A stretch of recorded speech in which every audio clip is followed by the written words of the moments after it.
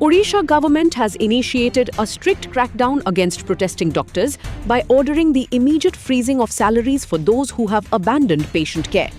The Health and Family Welfare Department has also directed that contractual doctors participating in the agitation be served formal notices with the possibility of termination from service if required. Official letters have been dispatched to all government medical colleges, hospitals and CDMOs/PHOs instructing them to stop the pay of medical officers belonging to the Odisha Medical and Health Services cadre. At the same time, the government has appealed to doctors to withdraw their protest and resume duties.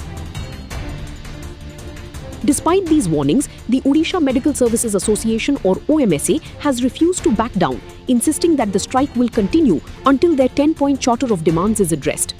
Their demands include the Dynamic Assured Career Progression Scheme, proportional cadre restructuring, enhanced incentives for specialists and administrators, and a dedicated post-mortem allowance.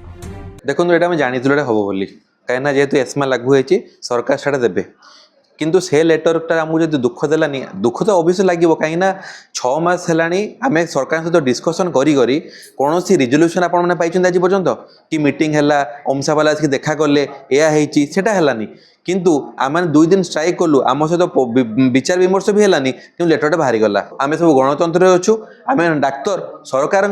पाखे काम करुचु किंतु आम किसी मौलिक अधिकार अच्छे से आम आमर दाबी लगी रहिबु. The protest has gained momentum across medical institutions, with junior and contractual doctors playing a crucial role in maintaining emergency services while warning of possible escalation if the deadlock persists.